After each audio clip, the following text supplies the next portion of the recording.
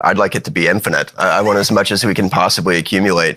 And the reality is, I've told many people this, and especially journalists, is they say, well, is there an exact number? Well, no, not really, because, that's like saying how much gold do you want as a country? Anything else with intrinsic stored value, you want as much as you can possibly accumulate, and that's no different with Bitcoin.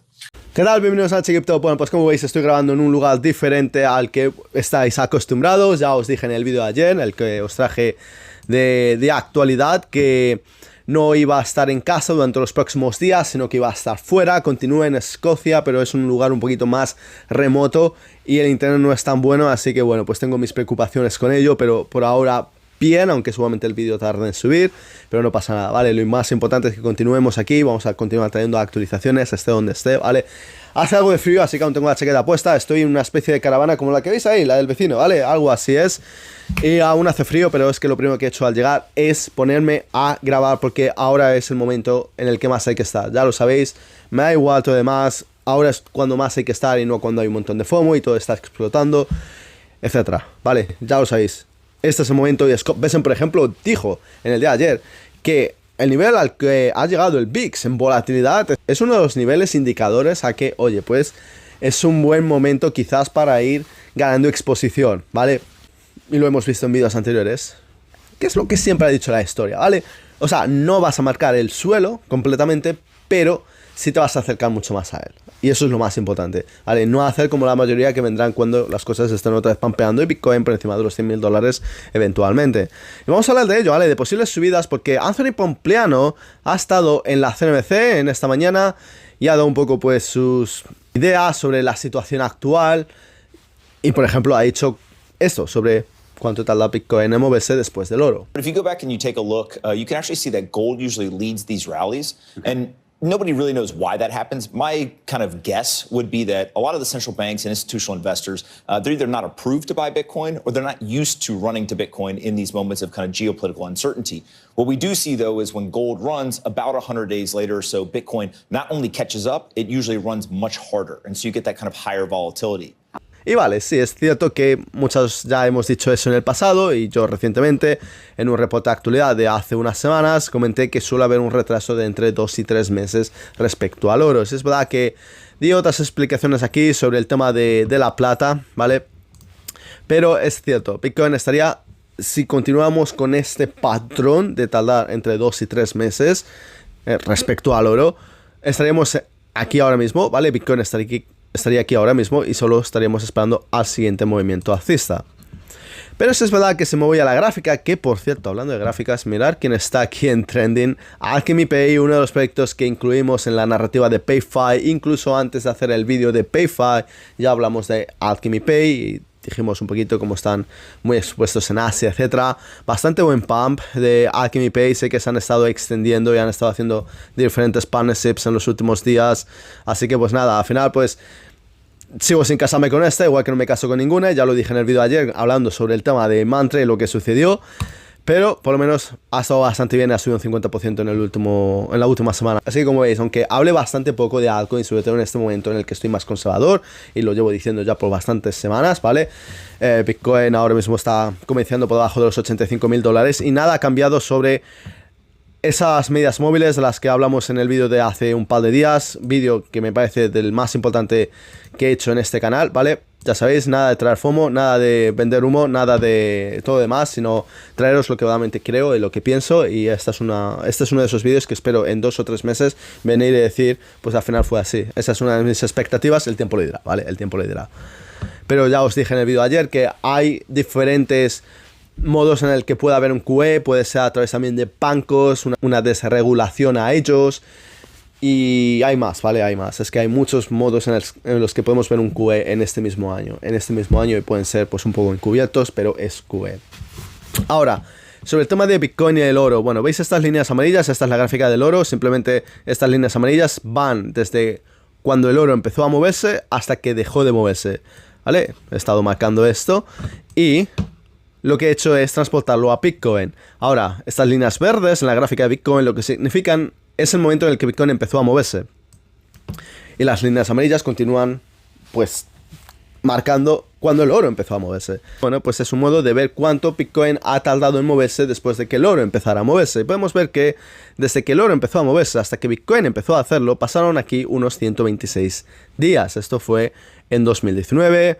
Luego en 2020 tuvimos este periodo donde Bitcoin solamente tardó 56 días aproximadamente desde que el oro empezó a moverse. Luego aquí el oro empezó a moverse, pero Bitcoin en verdad no empezó a moverse. Empezó a moverse más bien 35 días después de que el oro terminara de moverse. Así que esto dice que en verdad eso de los 2 o 3 meses no siempre es así. Vale, aquí por ejemplo Bitcoin tardó unos 91 días, así que bastante cercano, y por ahora llevamos 105 días. Pero también hay que añadir que aquí Bitcoin sí empezó a moverse incluso justo a la vez que el oro. Vale, hasta ese 20 de enero. Ese 20 de enero. Ahí paró Bitcoin, pero el oro continuó subiendo.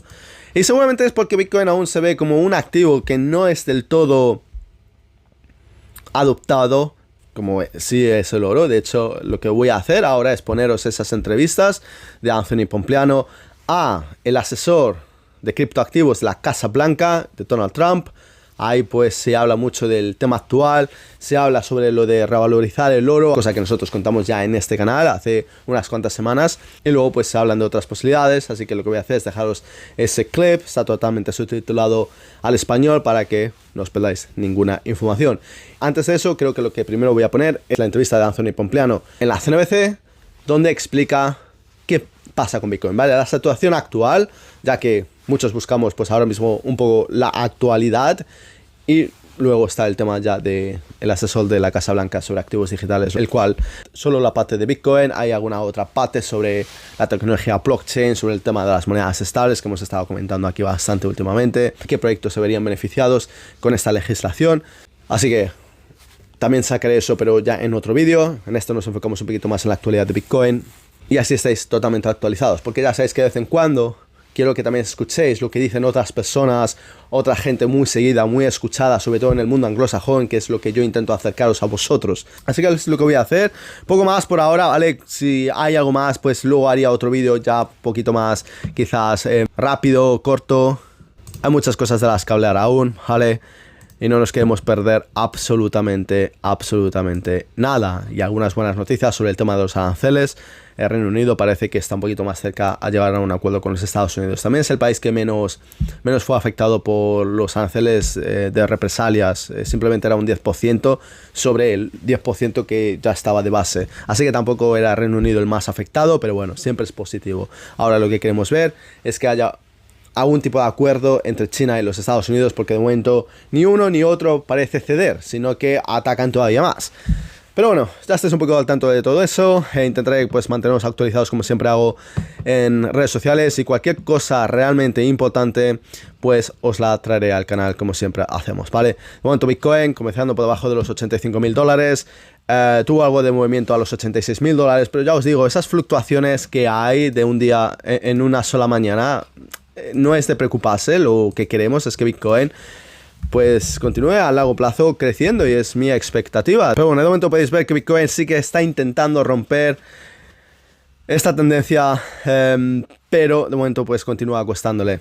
Un poco más, si queréis más información, ir a mirar este vídeo, y no solo eso, sino lo que cuento al principio de él, porque sé que la mayoría de los que me veis lo habéis visto, ¿vale? Pero si sois nuevos, yo os recomiendo echarle un vistazo, porque es uno de esos vídeos los cuales te aclara tantas dudas y te hace aprender un montón de cosas, que es para lo que estamos aquí. Venga, os dejo con el vídeo y luego pues nos vemos más tarde o nos vemos mañana. Cuidaos mucho.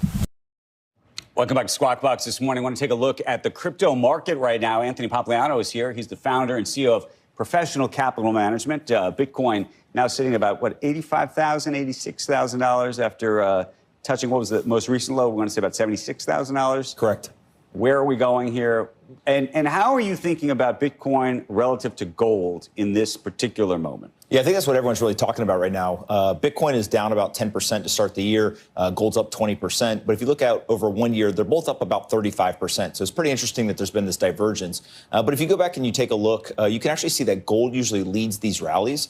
And nobody really knows why that happens. My kind of guess would be that a lot of the central banks and institutional investors, they're either not approved to buy Bitcoin or they're not used to running to Bitcoin in these moments of kind of geopolitical uncertainty. What we do see, though, is when gold runs about 100 days later or so, Bitcoin not only catches up, it usually runs much harder. And so you get that kind of higher volatility. How much are you seeing people either buying or selling Bitcoin direct, meaning actual Bitcoin, versus playing the ETF market, and the ETF market effectively buying the Bitcoin or selling the Bitcoin on their behalf? Yeah, I think you get both now, right? It used to be obviously all retail and all direct and spot market, but I do see a lot of people using these ETFs. And I think what a lot of people kind of missed over maybe the last couple of months is there was a sovereign wealth fund that came out and said, hey, we actually got Bitcoin exposure through the ETF. And the reason why I thought that was interesting is there's a lot of conversation about Bitcoin and the geopolitical kind of debate, if you will. And one of the things is if you are buying Bitcoin and you're actually taking control of that Bitcoin in a self-custody way,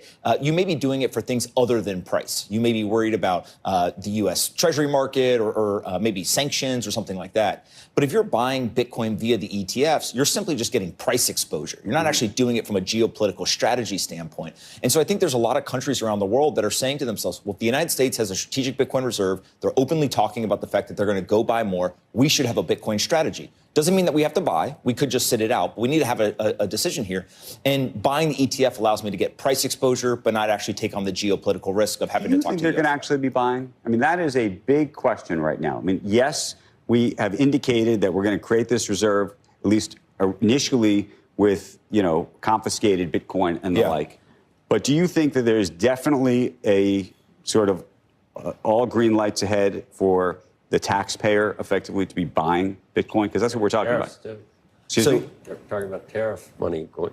So I went down to Washington, D.C. last week to the White House. I interviewed Bo Hines, who's the executive director of the President's Advisor Council for Digital Assets. And I explicitly asked him this question. And the thing that he said to me that I think kind of took away was not only are they going to have the Bitcoin Strategic Reserve, which we have, they are going to buy as much Bitcoin as they possibly can. And with what money? And does that have to be authorized by Congress? So there's a bunch of different ways they could do it. I think what they're trying to figure out is what is the best way to do it. And so a couple of examples would be they could revalue the gold, they could sell some of that, they can then go and they could buy Bitcoin. Does that have to be done with Congress's approval? There's a debate around who would be responsible, who would be involved. And they have all this has to be done with executive order? I mean, well, they have an interagency group right now that's working together. And so at that table is everyone from energy policymakers to law enforcement to economic advisors. Kind of everyone is trying to figure this out. I don't think you're going to see kind of very rash decision making kind of unilaterally, but I do think that working group is trying to figure it out. But you also have things like the tariff revenue or other areas where we may be saving money that we previously were wasting or abusing. And so I think that is probably, to me, the thing that the market most misunderstands is it's not just, hey, we're going to hold the Bitcoin. They're going to actively try to buy Bitcoin. And there's other countries around the world, they may be acquiring Bitcoin by mining and using natural resources that they have there. And so I think there's a lot of strategies here that the U.S. is going to pursue. And maybe I'm just, this part I am skeptical about, given the question mark about how much money we actually will raise as a function of tariffs, because if we, look, arguably, if we can get down to 0-0, there will be no tariffs. That would be a pretty good outcome too. Yeah. So I don't know where that's going to shake out. If you want to lower taxes on tips and everything else, you're going to need to offset that with something else. Effectively, you're buying Bitcoin, you're leveraging up the taxpayer like that. You're basically going to have to sell treasuries to buy Bitcoin. So you could. That's like what Michael Saylor does. It's just in a different format. And the question is whether the American public is game for that. I think that's a very sort of fundamental question. Well, I think that gold has served this purpose for a very long time. Obviously, the United States has done very well holding on to that gold. And what people are really starting to wrap their heads around is that Bitcoin is digital gold. And so as we head into this world, you need things that are sound money, right? That's ultimately what you're trying to do here. And gold is an analog version of sound money. It's outside of the legacy financial system. And no one can believe that, if you don't, in this case, if you don't believe it, then it could be a huge mistake. And listen, I think that every decision they make financially could be a mistake, right? Holding gold could be a mistake in the future. Right. So you have to take some degree of risk. Holding fiat, holding bonds, holding, long duration bond, all those things could be bigger mistakes than Bitcoin. I think that the big shift that's happened, obviously, many people that watch this show probably grew up in a 60-40 portfolio world. A lot of the younger people are saying that 60-40 portfolio no longer works for me. And so things like Bitcoin are entering into that conversation. And as these young people ascend to positions of power and influence, I think they'll have a big hand in making these decisions. The president has made it very clear that we're going to be the Bitcoin superpower of the globe. He said that repeatedly. Sounds great. It does. It's amazing. And, David and I worked diligently with many others inside of the White House to craft what we thought was the best solution for the strategic Bitcoin reserve. And look, we wanted to recognize Bitcoin for being unique because it is. It's a commodity, not a security. It has intrinsic stored value. It has the immaculate conception, as David likes to say. And, the way that we set this up, we recognized it for what it is, which is being unique. And then we also had the digital assets national stockpile because really we wanted to encourage the innovation that's happening across other ecosystems in the space as well. But we wanted to harness Bitcoin for the American people. We view it as being in our long-term interest to hold on to this asset. We obviously have made it very clear that we want to acquire as much as we can get. I've said that repeatedly throughout my time on the speaking circuit over the course of the last few months. And look, at the end of the day, it stipulates that we have to acquire Bitcoin in budget neutral ways that don't cost the taxpayer a dime. With that being said, I think that we have, as the president likes to say, many high IQ people working on these solutions, and we're going to have countless ideas on how we can accomplish this. And look, we have Secretary Letnick at Commerce, we have Secretary Bessent at the Treasury, many other great actors inside the interagency working group, and we'll come together and flesh out some of these ideas and really get to the best solution. But we're very confident that we can do so, and we'll start doing that in short order. Now, these ideas of acquiring more Bitcoin, I know that none of them have been decided on, but there are many that I think are somewhat obvious of, hey, you could revalue gold, sell it, move things over to Bitcoin. But I think that people drastically are underestimating maybe net new ideas. And so as you guys have been brainstorming, are there themes to things that you guys are thinking about? And, there's one thing to take American taxpayer dollars that are already somewhere within the US government or on our balance sheet and kind of rearrange, right? Financial advisors all the time, they'll go and they'll rebalance their portfolio. That's kind of one whole theme. But then I've also seen Letnick and others talk about this idea of, well, maybe there's external revenue that we can drive and be able to use that. And so how are you guys maybe from a framework standpoint thinking about, okay, what are the ways that we could go buy more Bitcoin? Well, I think that Senator Lummis has really an interesting idea with the Bitcoin Act of 2025, which I know has taken the community by storm. But here, what you would do is you'd revalue the gold certificates that we currently have at Treasury. Most of which are valued, I think, around like $43 an ounce, which is, a lot lower than what it's really worth. Correct. Yeah. So now we're sitting at what, $3,100 an ounce, with being the price of gold. And if you took that value, what you could do is use that extra funding in order to buy more Bitcoin that could be used for the reserve. But that's just one idea. And, that's currently circulating its way through Capitol Hill, and we'll see how many co-sponsors she can get and how she can pull her colleagues on board. But we're looking at many creative ways, whether it be from, tariffs, whether it be from something else. I mean, there's literally countless ways in which you can do this. And, I'll defer to, some of our members inside of the interagency working group to see what ideas they come up with inside of their own shops. But we'll look at everything. Everything's on the table. And like we've said, we want as much as we can get. So we're going to make sure that no stone is unturned as we start fleshing out some of these processes. Do you have a personal goal for the number of Bitcoin that the United States could have? I've heard 1 million thrown out there as a nice big round number. Yeah, I've heard a lot of different senators and other folks on the Hill talk about specific numbers, but I'd like it to be infinite. I want as much as we can possibly accumulate. And the reality is, I've told many people this, and especially journalists, is they say, well, is there an exact number? Well, no, not really, because that's like saying, how much gold do you want as a country? Anything else with intrinsic stored value, you want as much as you can possibly accumulate, and that's no different with Bitcoin.